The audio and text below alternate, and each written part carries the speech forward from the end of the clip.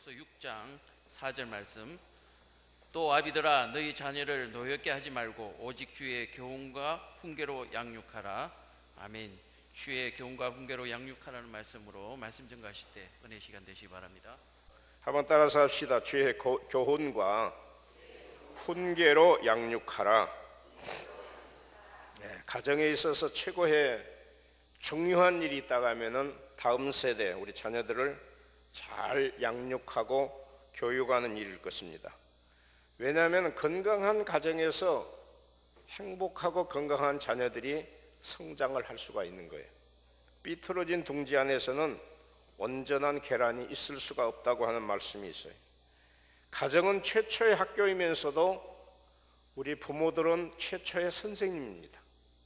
유치원 가기 전에, 학교에 선생님 만나기 전에, 교회에서 선생님 만나기 전에 최초로 부모들을 통해서 교육을 받아요. 여러분의 모습은 바로 어디에서 옵니까?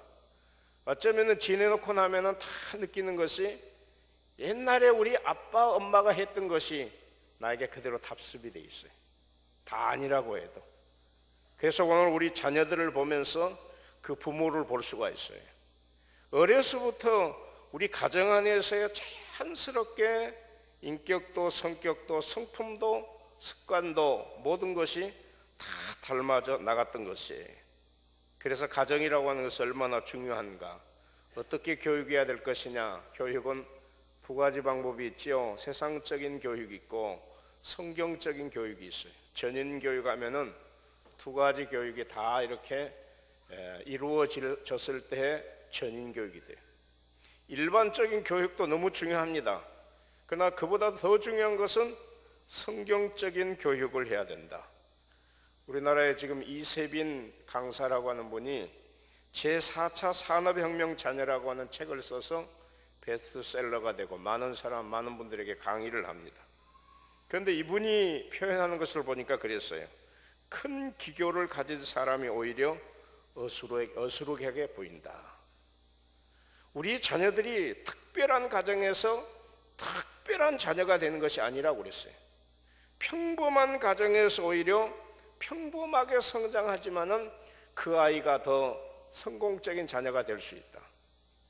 우리가 흔히들 생각할 때 재벌 가정에서 또는 무슨 고학력 가정에서 박사 가정에서만 자녀들이 훌륭하게 되는 줄 생각하는데 그렇지 않아요. 자녀들은 평범한 가정에서 하나님의 은혜를 받고 나면은 더 축복된 자녀가 되는 줄 믿으시기를 바랍니다. 그래서 오늘 우리는 우리의 자녀들을 교육할 때 세상적으로는 여러 가지 교육 방법이 있어요. 아이들이 정말 좋아하는 일이 뭔가? 기독교 가정사역연구소에서 좋은 엄마가 되고 좋은 아빠가 되는 12가지를 쭉 얘기를 해놨어요. 그래서 제가 쭉 정리를 해보니까 조금은 이런 거 긍정이 되는 그런 부분이 있어요. 우리 자녀들을 성공적으로 잘 양육하기 위해서는 자녀들을 많이 칭찬하고 격려해라.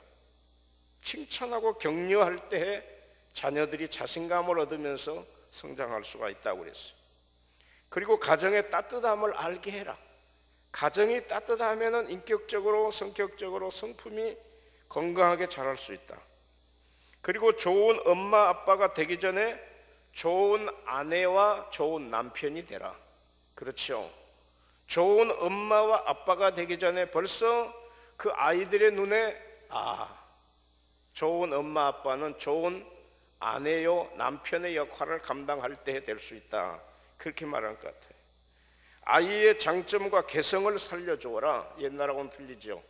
옛날은 공부만 잘하라고 그랬는데 지금 그렇지 않아요. 그 분야에 대해서 그가 가진 재능이 있고 달란트가 있고 은사가 있어요. 그 장점을 그가 살려줄 수 있는 사람, 개성을 살려줘서 그 분야에 나갈 수 있도록 훈련하고 교육을 해라.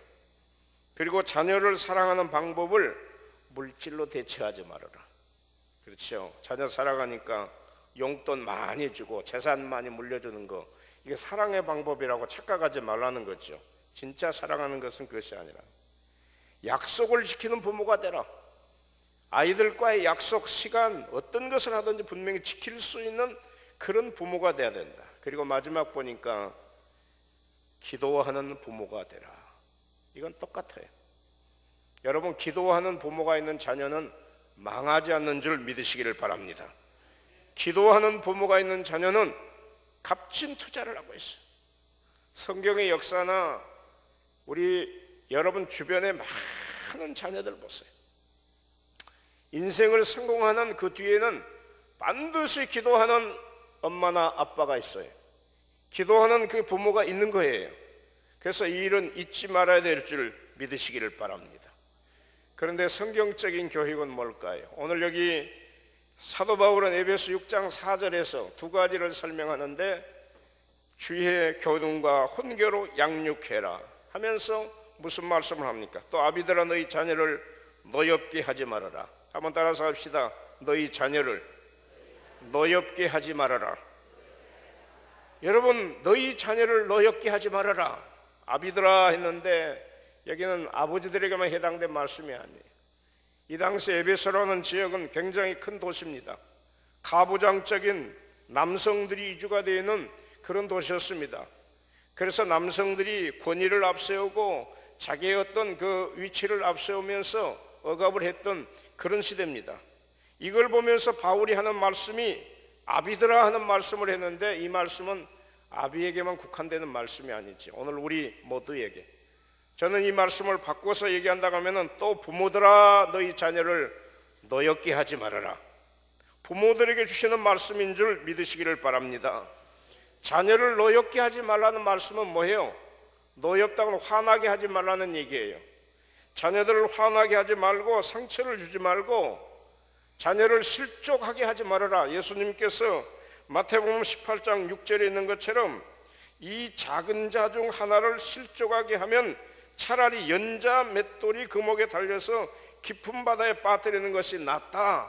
그 당시에 사도인과 바리새인들을 향하여서 소자들을 아주 업신여겼던 그런 그 모습을 보면서 예수님은 작은 자, 어린아이까지라도 실족해 하지 말아라. 하찮게 여기지 말아라.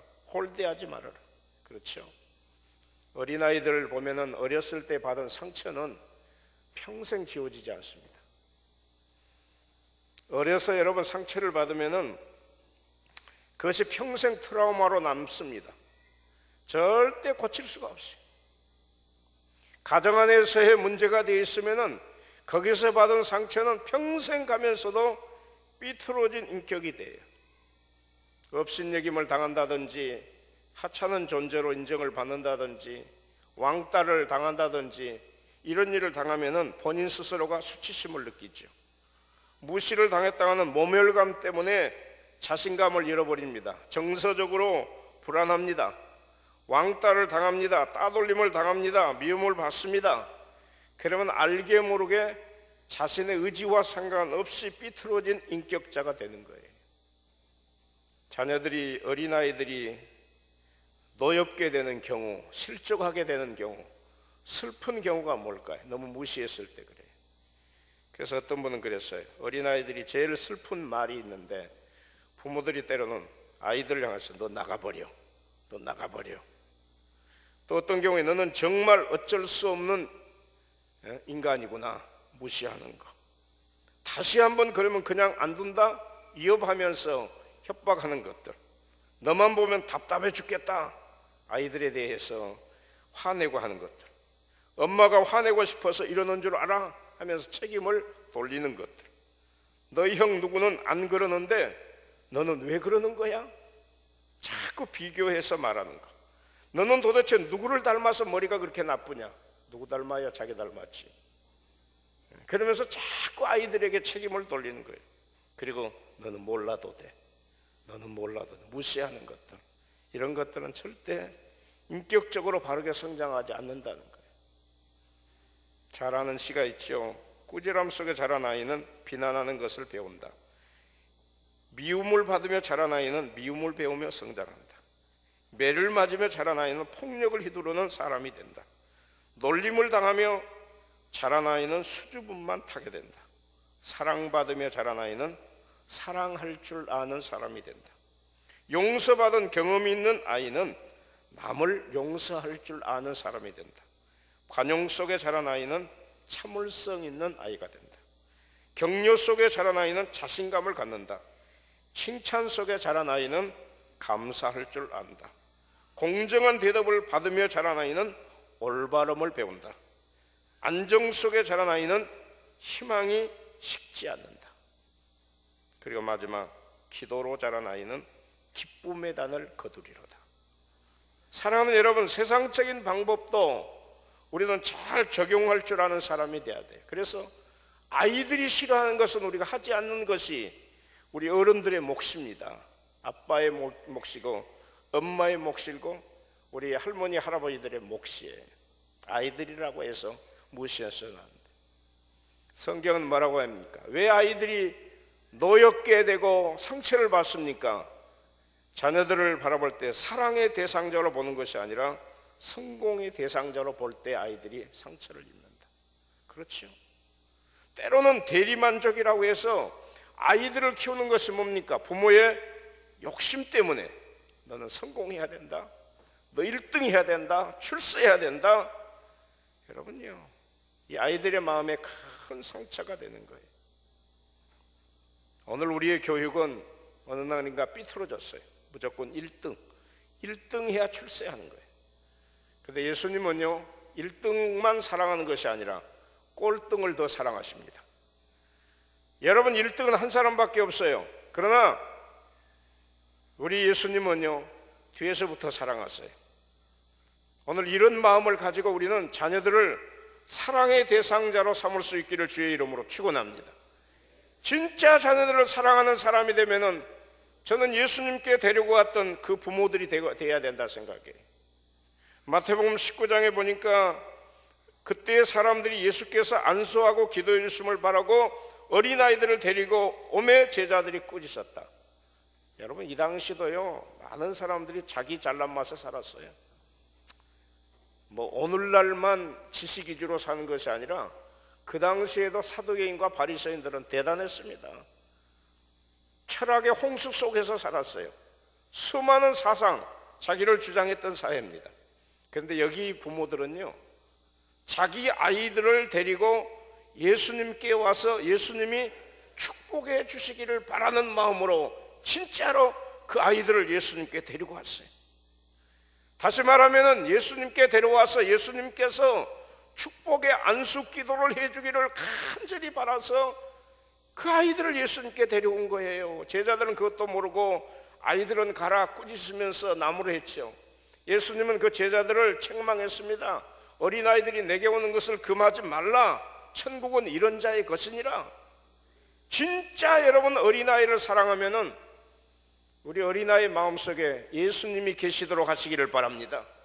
예수님을 만나야 될 줄 믿으시기를 바랍니다. 예수님의 축복을 받아야 될 줄 믿으시기를 바랍니다.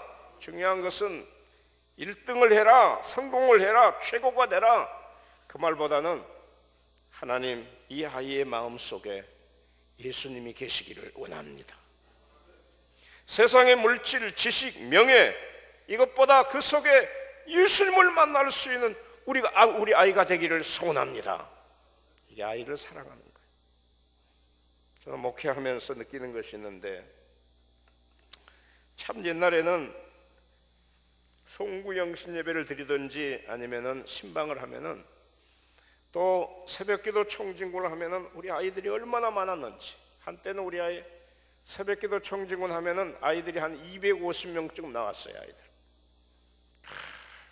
그때는 정말 아이들이 와서 새벽에 축복기도를 받고 가방을 메고 와서 학교 갈 준비를 하면서요, 그렇게 축복받기를 원했어요. 부모들이 또 그런 마음을 가졌어요. 강대상까지 다 올라와 가지고 아이들이 예배를 드렸던 그런 시대가 있었어요. 근데 요즘은 보니까 우리 부모들이 조금 변질된 것 같아요.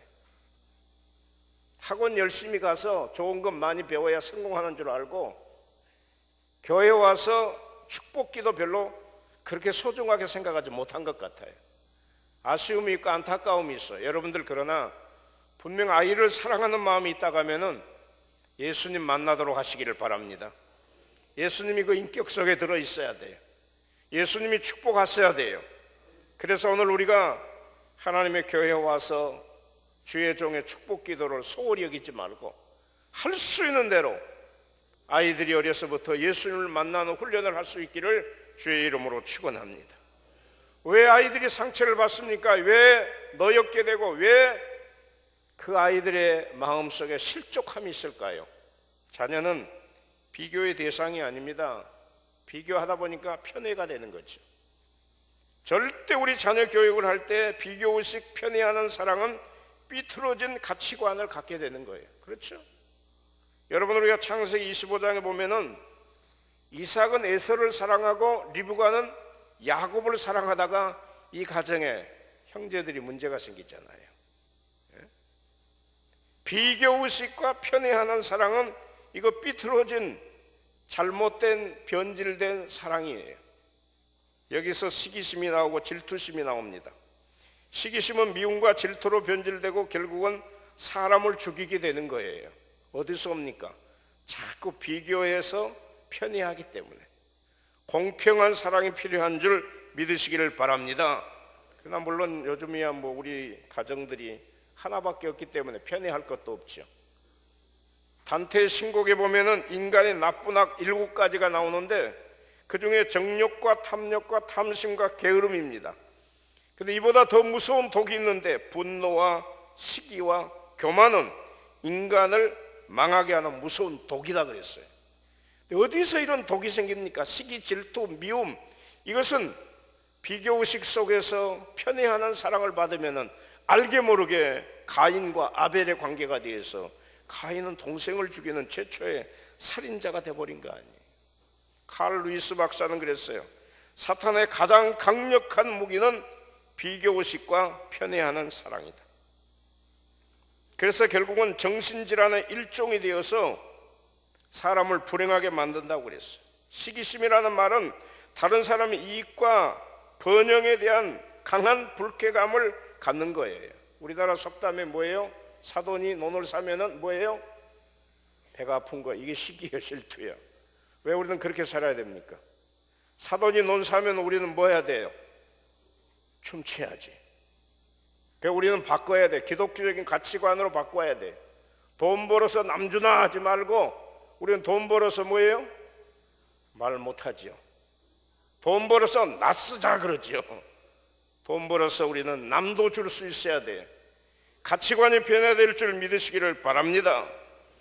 여기서 열등감이 나오고 패배의식이 나오는 거예요. 어려서부터 우리 아이들을 절대적으로 비교하지 말고 아까 말씀한 것처럼 우리 아이들을 바라보면서 그 아이들의 장점도 있고 그 아이의 좋은 점이 있어요. 그것을 얼마든지 자기 스스로 개발할 수 있도록 응원하고 후원할 수 있어야 될 줄 믿으시기를 바랍니다. 그렇다고 지나친 과잉 보호 또는 무조건 사랑은 우리가 피해야 돼요. 그래, 요즘은 그렇습니다.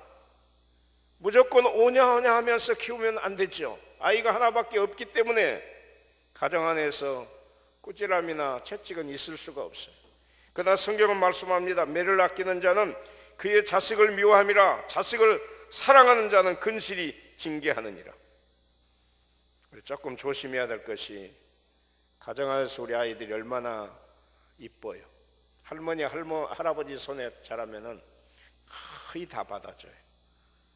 모든 것을 다 받아주니까 버릇이 없어지고 자기가 왕인 줄 알고 왕자병, 공주병에 걸릴 확률이 많아요. 그래서 우리 할머니, 할아버지들은 정말 아이를 사랑한다고 하면 무조건 사랑이 아니라 자랄 때는 칭찬과 격려를 아끼지 않아야 되지만 잘못했을 때는 당근과 채찍을 겸하여서 주면서 깨닫게 해주는 것도 바른 교육인 줄 믿으시기를 바랍니다. 무조건 잘한다, 무조건 잘한다 하면은 버릇이 없어져요. 그래서 자기밖에 모르는 인생 불행을 만드는 그런 잘못된 교육이 돼요. 우리는 성경을 통해서 어떻게 교육해야 됩니까? 교육 방법에 대한 것은 주의 교훈과 훈계로 양육해라. 하나님의 말씀으로 우리가 교육해야 돼요. 훈계, 하나님의 기준으로 우리는 훈계해야 될 줄 믿으시기를 바랍니다. 그래서 첫 번째 우리가 가져야 될 자세는 따라서 합시다. 자녀는 하나님께서 우리 가정에 보내주신 최고의 선물입니다. 믿으시기 바랍니다. 보라, 자식들은 여호와의 기업이요 태의 열매는 그의 상급이로다. 자식들이 얼마나 소중합니까? 손주가 얼마나 소중해요. 그러나 내 것이 아니라 하나님의 최고의 선물이고 하나님의 기업이고 하나님의 상급이고 우리 가정에 보내주신 최고의 보배와 같은 존재, 이걸 우리가 우리 가정에 보내주시는 최고의 선물이다. 그러면 오늘 우리가 우리 자녀들을 훈련하고 교육하는 목적이나 목표는 딱 정해져 있는 거 아닙니까? 하나님의 뜻대로, 하나님의 목적대로 하나님의 사람으로 양육해야 될 줄 믿으시기를 바랍니다. 이것이 반드시 목사를 만들고 전도사를 만들고 뭐 주의 종을 만들어서 하는 것이 아니에요. 그 속에 예수 그리스도의 인격이 들어가서 요소요소에서 필요하게 하나님의 사람으로 쓰임받는 하나님의 자녀가 될 수 있는 줄 믿으시기를 바랍니다. 그래서 우리 자녀들에 대해서 우리는 생각을 바꿔야 돼. 소유의식에서 은혜의식으로 바꿔줘야 됩니다. 내 소유가 아닙니다. 하나님의 선물이다. 하나님의 은혜다. 하나님이 우리 가정에 맡기신 소중한 선물이다. 그렇게 생각하면 자신이 독점하려고 하는 생각을 갖지 않습니다. 끊임없이 마노아의 기도처럼 이 아이를 어떻게 길러야 될까요? 내가 딱 답을 적어놓고 하나님 박사가 되게 해주세요. 변호사가, 판사가, 의사가 이렇게 되게 해달라고 기도하기 전에 하나님, 제가 이 아이를 어떻게 길러야 될까요? 기도하는 부모가 되어야 될 줄 믿으시기를 바랍니다. 하나님의 말씀이 기준이 되어야 돼요. 어려서부터 하나님의 말씀으로 양육하고 인생의 최고의 교과서가 하나님의 말씀. 바울 시대에 믿음의 아들이요 제자였던 디모데 같은 사람은요 훌륭한 제자가 됐어요. 그 당시에 여러분 철학의 홍수 속에서 흔들리지 아니하고 그가 설 수 있었던 것은 하나님의 말씀으로 변화된 줄 믿으시기를 바랍니다. 모든 성경은 하나님의 감동으로 된 것으로 교훈과 책망과 바르게 함과 의로 교육하게 유익한 디모데가 고백하는 거예요. 말씀으로 그가 변화되기 때문에 그 당시에 많은 철학의 홍수 속에서도 말씀으로 든든히 서는 복음의 사역자가 된 줄 믿으시기를 바랍니다.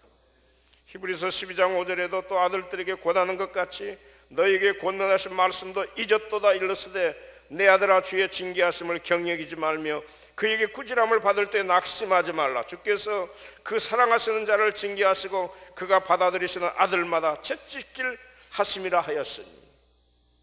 우리 아이들에게는 때로는 권면도 필요하고 징계도 필요하고 채찍질도 필요해요.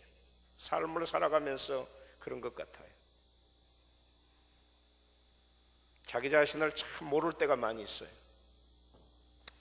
그런데 그 주변에서 그 누군가가 정말 사랑하는 마음으로 권면하고 징계하고 채찍질하면은 자기를 알게 돼.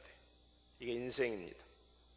그래서 여러분들 나 스스로를 생각할 때 내가 완전하다고 생각하지 마세요. 정말 우리 인간은 완전하지 못해요.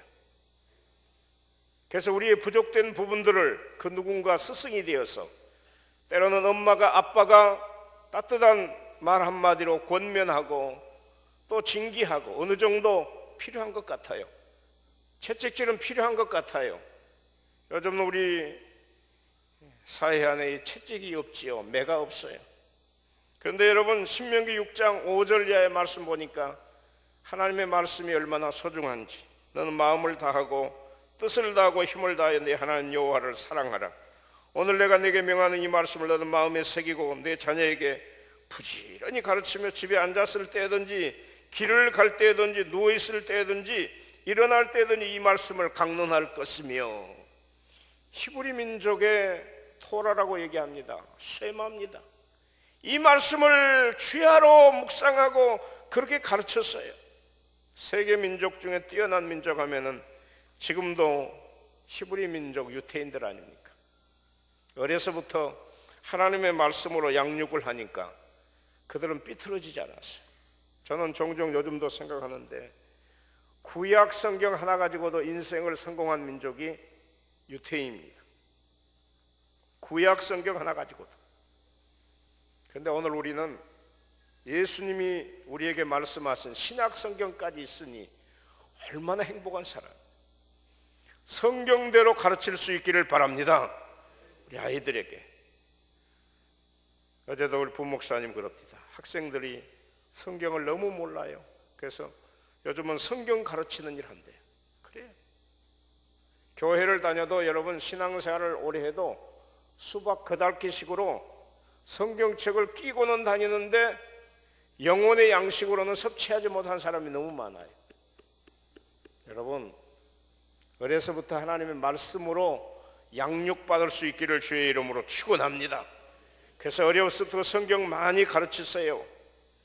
태국에 우리 선교사반이었던 장정수 선교사 제가 한번 방문을 했더니 아이들을 키우는데 하루에 성경을 한 장씩 쓰게 만들더라고요. 숙제를.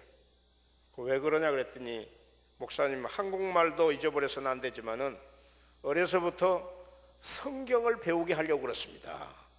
그래요. 어려서부터 여러분 성경을 알아야 돼요. 성경을 배워야 돼요. 성경이 영혼의 양식이 되도록 해야 될 줄 믿으시기를 바랍니다. 어른들도 마찬가지예요. 하나님의 말씀 없으면은 인생 실패자 됩니다. 신앙생활 여러분들 부흥회식으로 하지 마세요. 신앙생활 몇 년 했으니까 내가 믿음이 있는 것처럼 생각하지 마세요. 1년에 최소한도 성경 한 번은 읽고 그 말씀이 영혼의 양식이 돼야 되지. 성경이 내 안에서 스승이 되지 못하면은 여러분요 신앙생활 하다 보면 항상 내가 주인입니다. 하나님의 말씀에 교훈과 또 교육을 제대로 받은 사람은 매사에 무엇을 하든지 하나님이 뭘 말씀하시는가 귀를 기울이면서 주님이 하시는 말씀처럼 하는 거예요. 그런데 하나님의 말씀이 없는 사람은 전부 내 생각에는 나는 이렇게 생각하는데 여러분 말씀이 앞서야 될 줄 믿으시기를 바랍니다. 하나님의 말씀이 우리를 인도해 나가야 되죠. 아무리 세상에 100명이 다 그렇다 할지라도 말씀이 아니라고 하면은 아닌 것을 따라가야 돼요. 말씀이 가라는 대로 따라가야 돼요. 신앙생활은 때로는 그렇습니다. 그것이 고지식하게 보일 수도 있지만 그 진리입니다. 진리는 절대 왜곡되지 않는 줄을 믿으시기를 바랍니다. 그래서 우리 아이들에게 하나님의 말씀으로 교훈하고 훈련해야 돼요.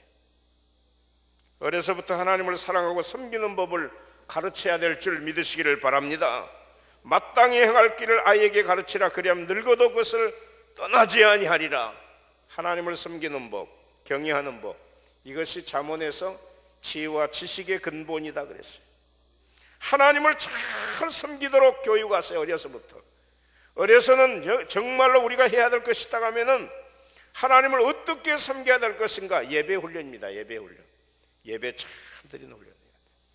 2부 예배 마치고 제가 현관에서 인사를 하다 보니까 우리 집사님 한 분이 아이들을 다 데리고 와서 헌금 봉투를 다 나눠주면서 이름을 다 쓰게 하더라고. 얼마나 아름다운지.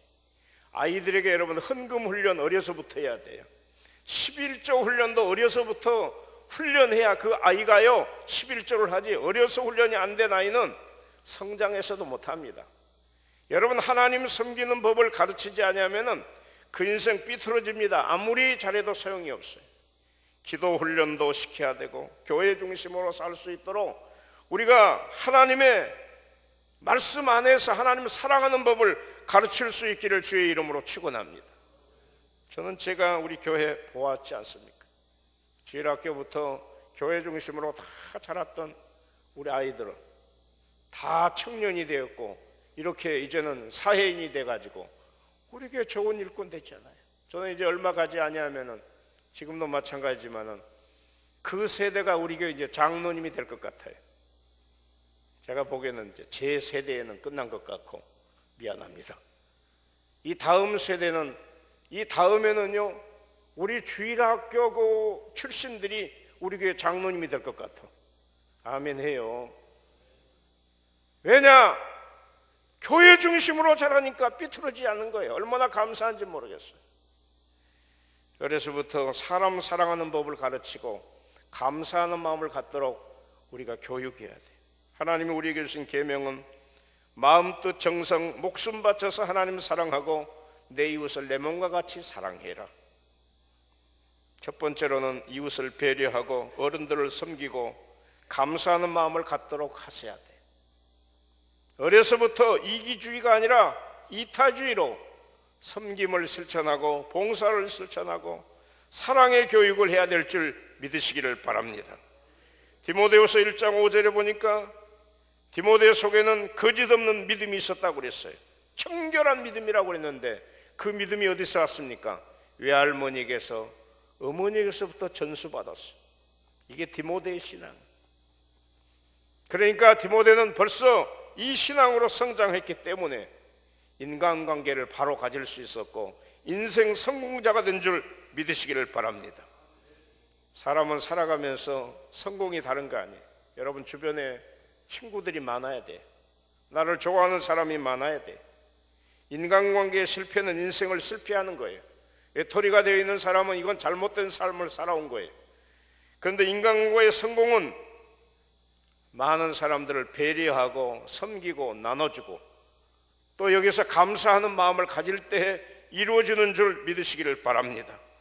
부모님께 감사하고 나를 낳아주심에 감사하고 길러주심에 감사하고 어른들을 섬기고 이웃을 사랑하고 배려하는 훈련은 어려서부터 습관이 돼야 돼요.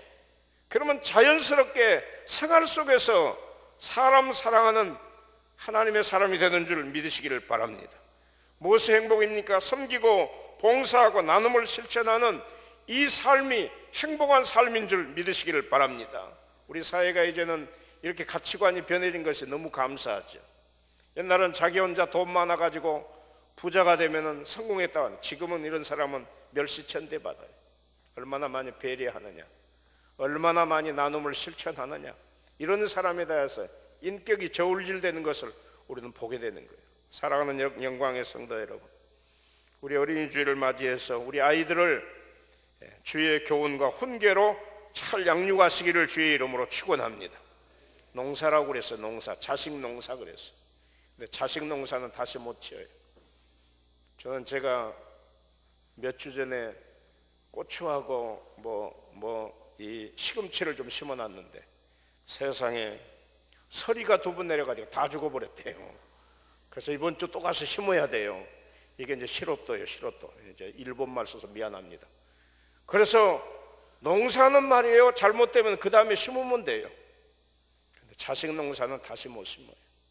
다시 할 수 없어요. 어려서 잘못된 교육, 성격, 습관은 평생을 좌우하게 됩니다. 얼마나 중요한지 몰라요. 여러분 좋은 부모가 되시고 건강하고 행복한 자녀들이 여러분의 가정들을 통해서 배출될 수 있기를 주의 이름으로 축원합니다. 우리의 수고와 노력도 필요하지만 하나님의 은혜입니다. 하나님의 은혜를 우리 자녀들이, 우리 영광교회 사랑하는 자녀들이, 다음 세대들이, 주일학교 아이들이 바르게 성장할 수 있기를 주의 이름으로 축원합니다. 하나님 아버지 은혜를 감사합니다. 이렇게 좋은 날 우리 자녀들을 복되게 해 주시기를 원합니다. 예수님께 어린아이를 데리고 왔던 부모들처럼 우리 자녀들이 하나님의 사랑받게 하시고 사람 사랑받을 수 있는 하나님의 자녀들 되게 해 주옵소서. 주의 교훈과 훈계로 양육할 수 있는 우리의 자녀들 되게 하소서. 인생 성공자 되게 해 주옵소서. 예수님의 이름으로 기도드리옵나이다. 아멘.